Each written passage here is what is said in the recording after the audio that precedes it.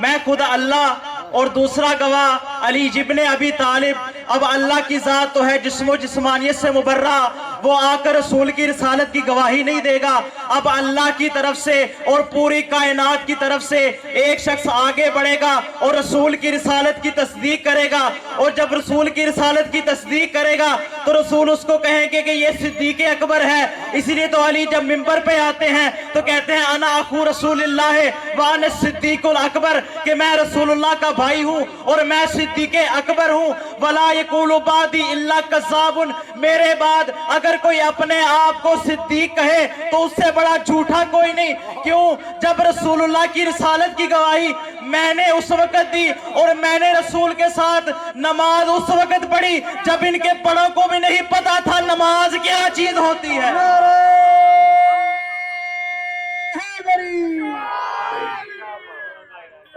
میں نے اس وقت رسول کی تصدیق کی جب ان کو پتہ ہی نہیں تھا نماز کیا چیز ہوتی ہے۔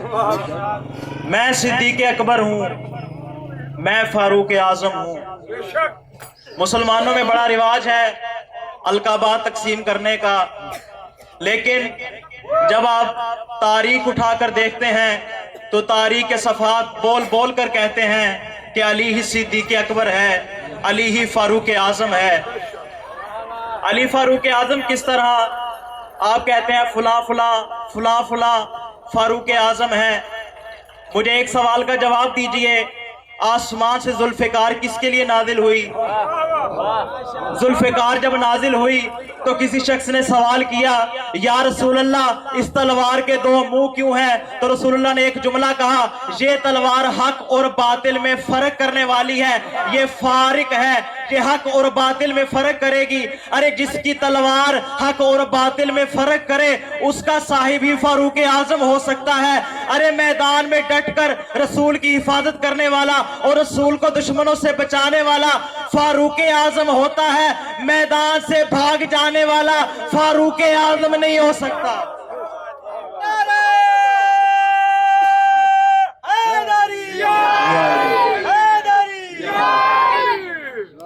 رسول اللہ نے کہا یہ میرا علی، یہ میرا بھائی، یہ صدیق اکبر ہے اور یہی فاروق اعظم ہے۔ صدیق اکبر کس طرح؟ پہلے میں تمہیداً دو تین باتیں بیان کر دوں، پھر اس کے بعد آپ کو سمجھ میں آئے گا کہ علی صدیق اکبر کس طرح ہے۔ توجہ ہے نا آپ کی؟ علی صدیق اکبر کس طرح ہے؟ اللہ نے جب رسول اللہ کو دنیا پر بھیجا اور قرآن بھی ساتھ بھیجا، قرآن جب رسول اللہ دنیا سے چلے گئے قرآن باقی رہا۔ اب قرآن تھی میراث، میراث کا کوئی ہوتا ہے وارث۔ اب سوال یہاں یہ پیدا ہوتا ہے کہ وارث کی شرائط کیا ہیں؟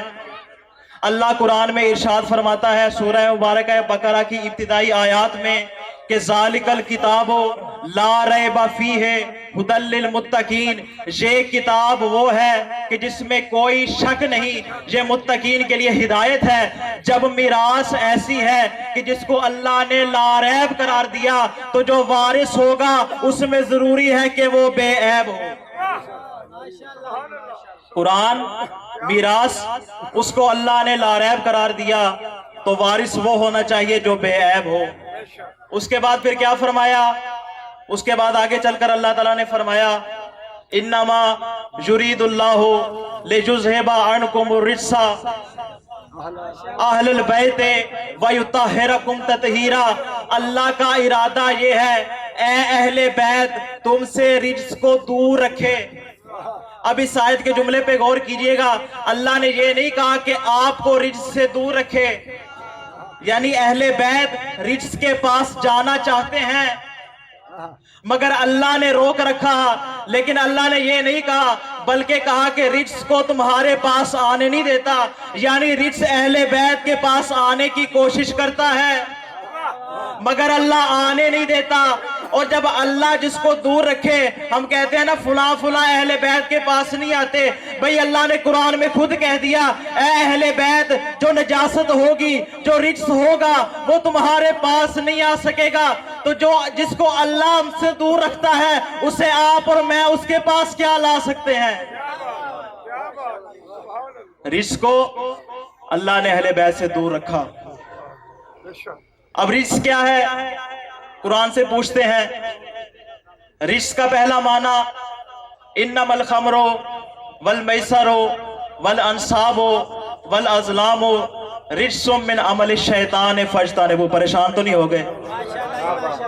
रिज्क के बारे में अल्लाह ने कहा शराब भी रिज्क है, जुआ खेलना भी रिज्क है। उसके बाद जब रसूलुल्लाह यानी इस्लाम आने से पहले बुतों के सामने कुर्बानियां की जाती थी और कुर्बानियां उनको हदिया कर दी जाती थी, उस अमल को अंसाब कहा जाता है। अल्लाह कह रहा है ये भी रिज्क है, इन तमाम चीजों से बचो। क्यों? ये शैतान का अमल है। रिज्क का हो गया यह मना एक वाला।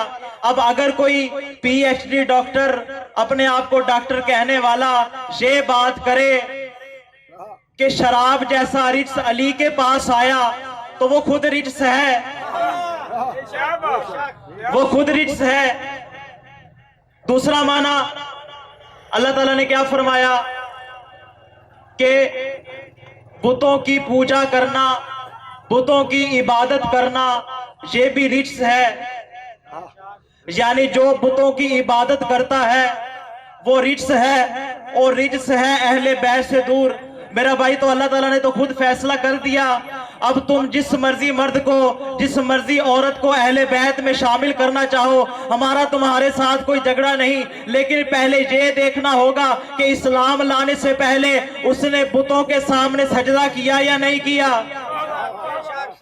जो बुतों के सामने सजदा करता रहा हो वो अहले बैत में शामिल नहीं हो सकता। तो वारिस अल्लाह ने अहले बैत को करार दिया।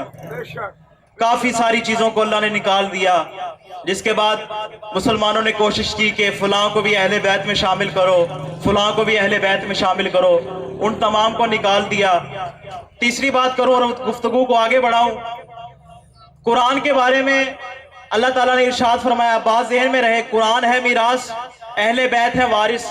अल्लाह ने कहा ला यमस्सुहु इल्लल मुतहहरून, कुरान को वो हाथ लगा सकता हो जो पाक हो। यानी जिस तरह कुरान को हाथ लगाने के लिए जिस्म की तहारत और ज़ाहिरी तहारत की जरूरत है, इसी तरह अहले बैत तक पहुंचने के लिए और अली तक पहुंचने के लिए नसब और शजरे का पाक होना जरूरी है। कुरान के लिए ज़ाहिरी तहारत और अहले बैत के लिए बातिनी तहारत, जो शजरे का पाक होना है, जो नसब का पाक होना है। अपनी गुफ्तगू पर वापस आऊं, रसूलुल्लाह ने इरशाद फरमाया या अली, दुनिया में 3 सिद्दीक हैं। तवज्जो है आपकी? या अली, दुनिया में 3 सिद्दीक हैं। पहला सिद्दीक हजरत इब्राहीम अलैहिस्सलाम, दूसरे सिद्दीक हजरत यूसुफ अलैहिस्सलाम, और कहा या अली अंता सिद्दीकुल अकबर। सिर्फ सिद्दीक करार नहीं दिया, कहा आप सिद्दीक अकबर हैं। अब यहाँ एक और जुमला मेरे जहन में आ गया, आपकी समातों की नजर करता चलूं। एक मर्तबा मौला कायनात अली इब्ने अबी तालिब और रसूलुल्लाह एक साथ बैठे थे, तो कहा या अली, अल्लाह ने 3 चीजें तुम्हें ऐसी अता की जो मुझ मोहम्मद को भी अता नहीं हुई। वो 3 चीजें कौन सी थी? कहा या अली, तुम्हें हसनैन जैसे बेटे मिले, मुझे हसनैन जैसे बेटे नहीं मिले। फिर कहा या अली, तुम्हारी विलादत काबा में हुई, मेरी विलादत काबा में नहीं हुई। अब तीसरे जुमले पे गौर कीजिएगा, रसूल ने कहा या अली, तुम्हें सिद्दीका बीवी मिली।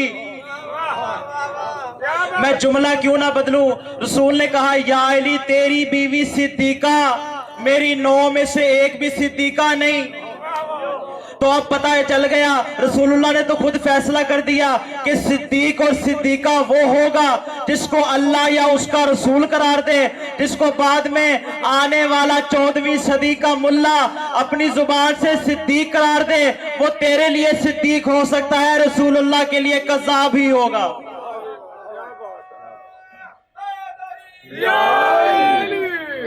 तो कहा या अली, आप सिद्दीक अकबर हैं। 2 अंबिया सिद्दीक अकबर, दो अंबिया सिद्दीक और आप सिद्दीक अकबर। उसके बाद क्या फरमाया, हजरत यूसुफ अलैहिस्सलाम का वाकया बयान किया। जो जानते हैं, मैं फकत एक इशारा करना चाहूंगा कि जब हजरत यूसुफ अलैहिस्सलाम के भाइयों ने हजरत यूसुफ को कुएं में फेंका, तवज्जो है ना आपकी, कुएं में फेंका, तो उस कुएं का दहाना छोटा था, नीचे से उसकी चौड़ाई ज्यादा थी और वो काफी गहरा था, उसके अंदर पानी भी काफी गहराई में मौजूद था। और जो कुआं इस किस्म का हो उसमें हशरातुल अर्ज और जमीनी चीजें, मूजी किस्म के जानवर वहां बसेरा कर लेते हैं। अब जब भाइयों ने हजरत यूसुफ को कुएं से फेंका तो नीचे जितने भी हशरातुल अर्ज मौजूद थे उन तमाम ने कहा, देखो शिकार आ रहा है, देखो शिकार आ रहा है, हमारे खाने का इंतजाम हो गया। उनमें से, उन तमाम हशरात में से एक सांप आगे बढ़ा। उस सांप ने कहा, इसको मत खाओ, ये सिद्दीक है। अरे फैसला तो यहीं पे हो गया, फैसला तो यहीं पे हो गया। जो सिद्दीक हो उसको सांप नहीं काटता।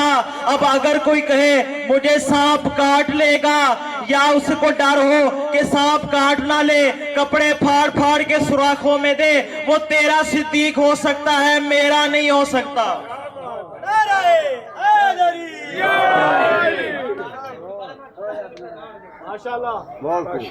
मैं सिद्दीक अकबर हूं।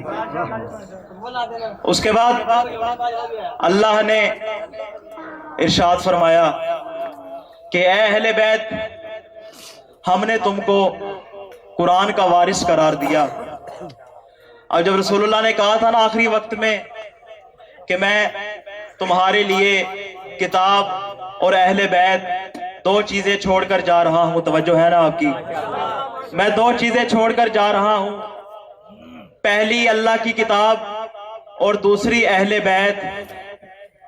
तवज्जो इधर रखिए, दूसरी अहले बैत। तो एक शख्स खड़ा हुआ, उसने कहा, या रसूलुल्लाह हस्बुना किताबुल्लाह, हमारे लिए अल्लाह की किताब ही काफी है, हमें किताब के अलावा आपकी अहले बैत नहीं चाहिए। रसूलुल्लाह दुनिया से चले गए।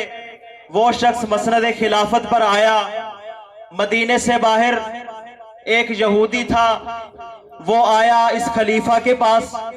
उसने कहा, अगर आप सच्चे मुसलमान हैं तो मेरे इस सवाल का जवाब कुरान से दीजिए। अब उसने भी ढूंढना शुरू किया, उसके साथियों ने भी ढूंढना शुरू किया, लेकिन किसी को जवाब नहीं मिला।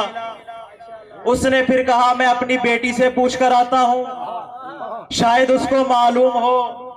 बेटी से भी पूछा, उसको भी जवाब नहीं आया। कभी इससे पूछ, कभी उससे पूछ। एक शख्स ने कहा, अली के पास जाओ, अली के पास तुम्हें इस सवाल का जवाब मिलेगा। वो हैरानो परेशान हो गया। उसने कहा, हमने तो रसूलुल्लाह को कह दिया था हमारे लिए किताब ही काफी है, अब अली को किस मुंह से जवाब देंगे। उसने कहा, कह देना अली, हमें जरूरत नहीं, इस्लाम को जरूरत है। सारे इकट्ठे होकर मजमा बनाकर अली के दरवाजे पर आए, दक्कुल बाब किया। अली ने दरवाजा खोला, कहा, या अली, कुरान का मसला पेश आया। अली ने उसके चेहरे की तरफ देखा, कहा, तुम तो कहते थे किताब काफी है। कहा, या अली, हमारे लिए नहीं, आपके लिए किताब काफी है, इसका जवाब दीजिए। अली ने किताब को हाथों पे लिया, किताब को खोलकर अली ने कहा, ये रहा तुम्हारे सवाल का जवाब। वहां पे मौजूद किसी शख्स ने कहा, या अली, आपने किताब की तरफ देखे बगैर किस तरह जवाब दे दिया। कहा, अगर मैं देखकर जवाब दूं तो मैं वक्त का इमाम कैसे हो सकता हूं।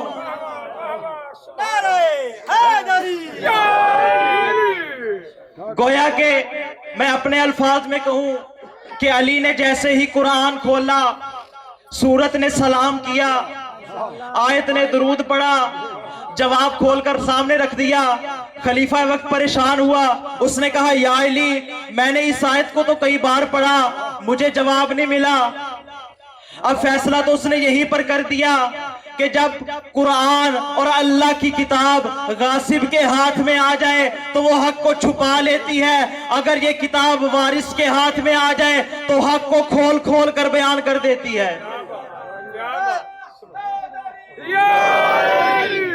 वारिस के हाथ पर कुरान आया, वारिस ने उसका जवाब दिया। बस 2-3 जुमले और आपकी ज़हमत को तमाम करूं। मौला कायनात का मशहूर व मारूफ जुमला जो आपने कई बार सुना होगा, सलूनी सलूनी क़ब्ल अन तफ़क़िदूनी, कि पूछ लो मुझसे कबल इसके कि मैं तुम्हारे दरमियान न रहूं। तवज्जो है ना आपकी? कबल इसके कि मैं तुम्हारे दरमियान न रहूं। अब मस्जिद कूफा पूरी भरी हुई थी, मस्जिद से बाहर भी रश लगा हुआ था। फिर वही सवाल होने लगे, या अली मेरे सर के बाल कितने, या अली मैंने खाना क्या है, या अली मैंने मरना कब है।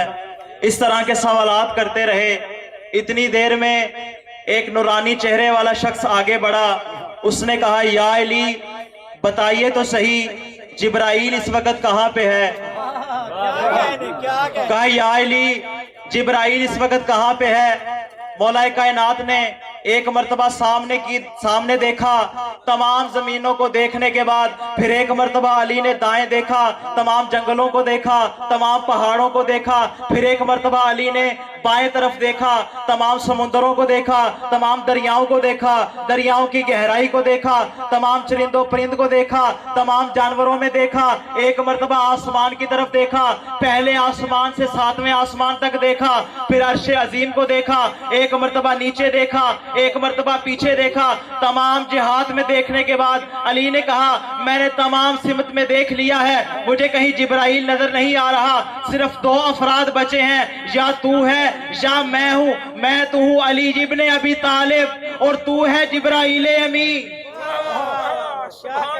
अब अगला जुमला सुनिए। अब जैसे ही मौला कायनात ने जवाब दिया, जिब्राइल वहां से उड़े, छत में शिगाफ किया। उड़ने के बाद शिगाफ को बंद कर दिया। वहां मौजूद अफराद में से किसी के पेट में दर्द उठा। उसने कहा, या अली अगर जिब्रील को जवाब मिल ही गया था तो सामने से उठकर चले जाते, छत में शिगाफ करने की क्या जरूरत थी। तो अजब नहीं कि ये जवाब आएगा कि जिब्राइल अगर यहीं से उठ के चले जाते तो लोग कहते कि अली सच्चा इमाम नहीं। जिब्राइल ने उड़कर बता दिया, छत में शिगाफ करने के बाद, उसको पुर करने के बाद बता दिया, अली इमाम हक है और ये काम जिब्राइल के सिवा और कोई नहीं कर सकता।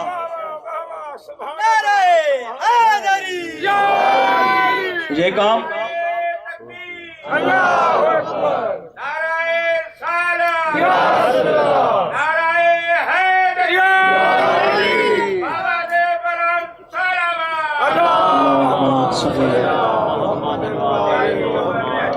ये काम जिब्राइल के सिवा और कोई नहीं कर सकता। हजरत यूसुफ अलैहिस्सलाम जब अजीज मिस्र बने तो उनके तमाम भाई मिस्र में उनके पास आए। तो एक तमाम भाइयों को इकट्ठा करके हजरत यूसुफ अलैहिस्सलाम ने एक बात कही। कहा है, मेरे भाइयों सुनो, मेरे भाई लावी की नस्ल से एक नबी होगा जिसका नाम मूसा होगा। मेरे बाद फिरौनों का जमाना आएगा, तुम उस नबी के साथ वफा करना। तवज्जो है ना आपकी? अब लावी कौन है? तमाम भाइयों में से एक भाई जिसका नाम लावी था, उस भाई ने काम क्या किया कि जब दूसरे भाई हजरत यूसुफ से हसद करते थे, उनके खिलाफ तरह तरह की साजिशें करते थे, तो ये लावी उनको मना करता था, यूसुफ को मत मारो, यूसुफ को कत्ल मत करो, यूसुफ को अपने बाबा से दूर मत करो। तवज्जो है ना आपकी? ये वो भाई था कि जिसने हर मकाम पर यूसुफ को बचाना चाहा। अब मुझे यहाँ पर एक बात की समझ नहीं आई पहले कि हजरत यूसुफ नबी थे तो अल्लाह ने नबूवत को हजरत यूसुफ की नस्ल में क्यों नहीं रखा, बल्कि हजरत यूसुफ के भाई लावी की नस्ल में नबूवत को रखा। तो जब मैंने गौर व फिक्र किया तो मुझे इसका जवाब मिल गया कि ये मुहाफिज़े नबूवत था, इसने नबूवत की हिफाजत की, इसने अल्लाह के नबी की हिफाजत की, इसने अल्लाह के नबी से मोहब्बत की। तो गोया अल्लाह का ये कायदा और कानून बन गया। अल्लाह ने कहा, जो मेरे नबी से मोहब्बत करे, जो मेरे नबी की हिफाजत करे, मैं नबूवत को उसकी नस्ल में मुंतकिल कर देता हूँ। अबू तालिब ने मोहम्मद के साथ वफा की, अल्लाह ने इमामत को अबू तालिब की नस्ल में मुंतकिल कर दिया।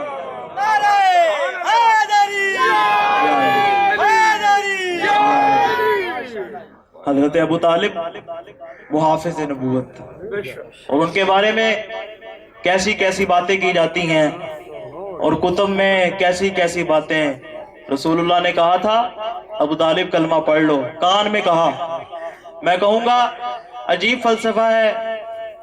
جو بات رسول اللہ نے 1.25 لاکھ حاجیوں کے مجمع میں کی وہ لوگوں کو یاد نہیں رہی، اور جو بات رسول اللہ ابو طالب کے کان میں کر رہے ہیں وہ ان کو یاد رہے گی. بہرحال فضیلت کے اتنے جملے کافی،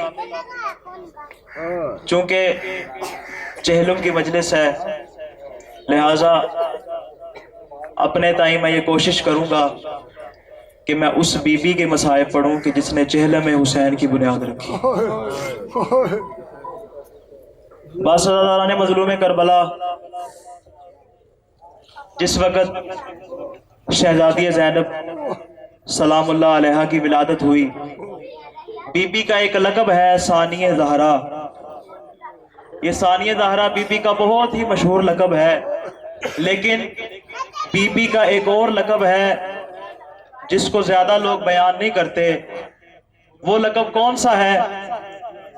جب شہزادی کی ولادت ہوئی، رسول اللہ آئے، شہزادی کو ہاتھوں پہ اٹھایا، کہا یہ میری بیٹی خدیجہ کی مثل ہے. جس طرح یہ ثانیہ زہرا ہے اسی طرح ثانیہ خدیجہ ہے. اب خدیجہ کے بارے میں اللہ نے قرآن میں کہا کہ رسول اللہ کی ازواج تمہاری مائیں ہیں. تو جب خدیجہ مومنوں کی اور مسلمانوں کی ماں ہے تو جو مثل خدیجہ ہوگی وہ بھی مسلمانوں کی ماں ہوگی. اب میں یہاں پہ ایک سوال کروں گا، مجھے بتاؤ بھلا کوئی اپنی ماں کے ہاتھوں میں رسن باندھتا ہے؟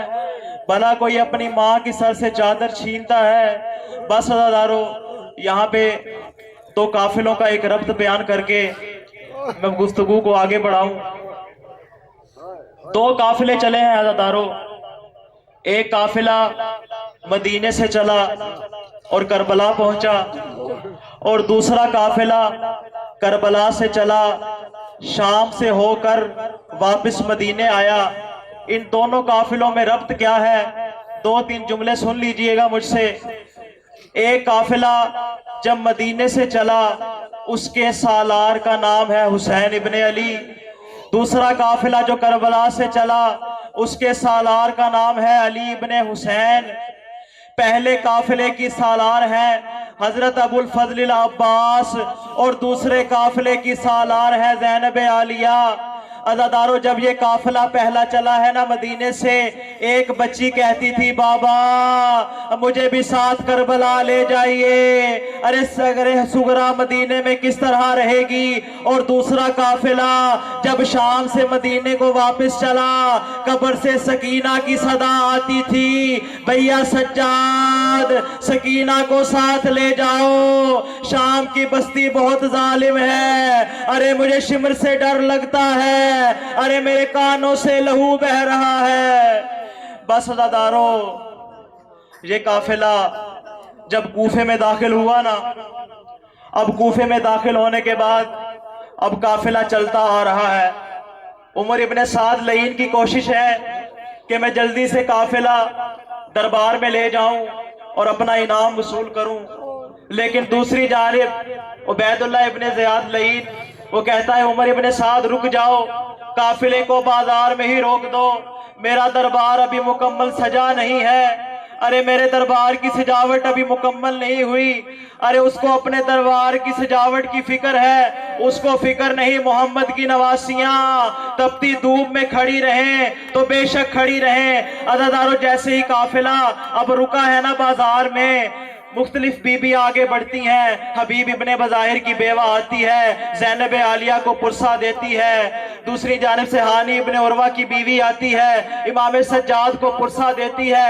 اب جیسے ہی قافلہ رکا، حاکم نے اعلان کیا تھا نا کہ ہر عورت مکان کی چھت پہ چڑھ جائے، جس کے ہاتھ میں پتھر ہو وہ پتھر مارے، جس کے ہاتھ میں पानी हो, गर्म पानी फेंके। अब सारी औरतें छतों पर बैठी हुई हैं। एक मोमिना ज़ईफा है जिसका नाम उम्मे हबीबा है, वो उसको मालूम नहीं था कि बाजार में क्या माजरा है। वो मकान की छत पर आकर बैठ गई। अब जैसे ही काफिला रोका गया, ज़ैनब आलिया का नाका उसकी मकान की छत के साथ रुका, तो जनाब ज़ैनब आलिया की गोद में एक बच्ची बैठी हुई है जिसके चेहरों पे तमाचों के निशान, जिसके कानों पे जमा हुआ खून है। उसने एक मर्तबा सर उठाया, कहा पुप्पी अम्मा मैं बहुत प्यासी हूँ, क्या इस नगरी में पानी नहीं मिलेगा? अब जैसे ही उम्मे हबीबा ने सुना, कहा कितनी मजलूम बच्ची है, इसकी गुर्बत पे किसी को रहम नहीं आता। जल्दी से घर गई, ठंडा पानी लेकर आई, कहा ये लो बीबी ठंडा पानी पियो और मेरे लिए 2 दुआएं मांगना, क्योंकि अल्लाह यतीमों और कैदियों की दुआओं को कबूल करता है। अब सकीना है मुश्किल कुशा की पोती। अब जैसे ही पानी मुंह के पास आया, हाजतों का सुना, पानी पीछे किया, कहा है बीबी ए मोमिना पहले बता तेरी दुआएं क्या हैं, मैं उसके बाद पानी पीऊंगी। उम्मे हबीबा कहती है मेरी पहले एक हाजत थी, लेकिन तुम्हें देखकर मेरी 2 हाजतें हैं। पहली दुआ तो ये करो कि मेरे बच्चे ऐसे यतीम और कैदी ना हो जिस तरह तू यतीम हुई है। अजरुकुम अल्लाह, अजरुकुम अल्लाह। सकीना ने नन्हे नन्हे हाथ उठाए, कहा है खुदा तुझे हुसैन के कटे सर का वास्ता, तुझे चचा अब्बास के शानों का वास्ता, अरे ये इसके बच्चे ऐसे यतीम ना हो जैसे सकीना यतीम हुई है।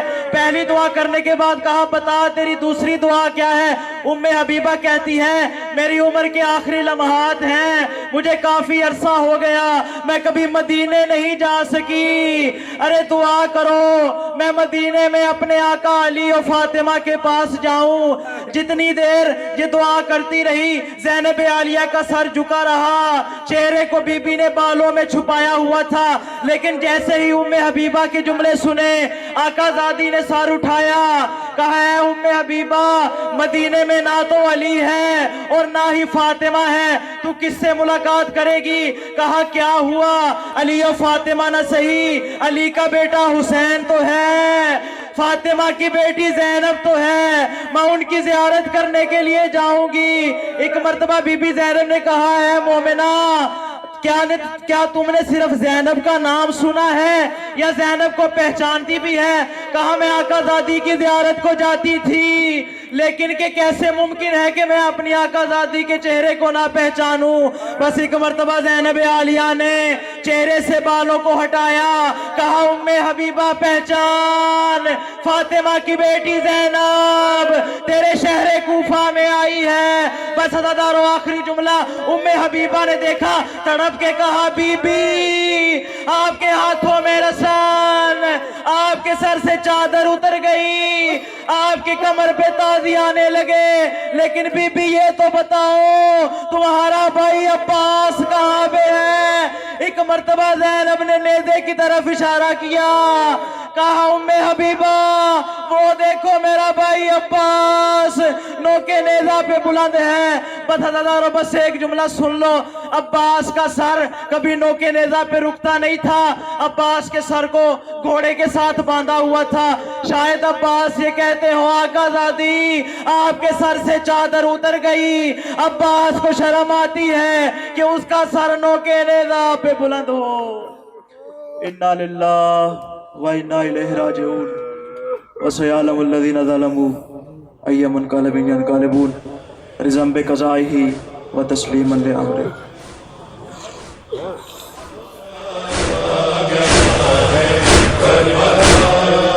याद फिर से आ गया मंजर वही आशूर का, हर तरफ बिखरे हुए लाशे धुआं रंजो बुका, खुद को नाकों से गिरा कर फिर हुआ मातम बपा।